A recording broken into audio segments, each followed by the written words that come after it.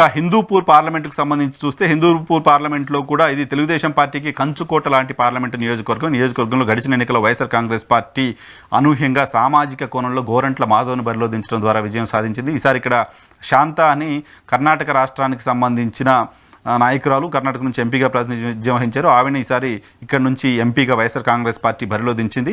So ఈ స్థానానికి సంబంధించి ఈ పార్లమెంట్ పరిధిలోని 7 అసెంబ్లీ నియోజకవర్గాల్లో పరిస్థితి ఏంటో చూద్దాం. హిందూపూర్ పార్లమెంట్ని మళ్ళీ వైఎస్ఆర్ కాంగ్రెస్ పార్టీ కైవసం చేసుకుంటోంది అనేది నాగన్న చెప్తున్నమాట. హిందూపూర్ పార్లమెంట్లోని ధర్మవరంలో వైసీపీ గెలవబోతుందని, హిందూపూర్లో బాలకృష్ణ గారు విజయం సాధించబోతున్నారని, కదిరిలో వైసీపీ గెలవబోతుందని, మడకసిరలో వైసీపీ గెలవబోతుందని, పెనుగొండలో కూటమి గెలవబోతుందని, పుట్టపర్తిలో వైసీపీ గెలవబోతుందని, రాప్తాడ్లో చాలా టఫ్ ఫైట్ ఉంది, బట్ వైసీపీకి ఎడ్జ్ ఉంది అనేది నాగన్న చెప్తున్నమాట. మొత్తంగా ఈ పార్లమెంట్ పరిధిలోని పెనుగొండ, హిందూపూర్ మినహా మిగతా అన్ని స్థానాలను వైఎస్ఆర్ కాంగ్రెస్ పార్టీ కైవసం చేసుకోబోతోంది. ధర్మవరం, కదిరి, మడకసిర, పుట్టపర్తి కంఫర్టబుల్గా కైవసం చేసుకుంటుంది. రాప్తాడ్లో టఫ్ ఫైట్లో వైసీపీకి ఎడ్జ్ ఉంది అనేది నాగన్న చెప్తున్నమాట.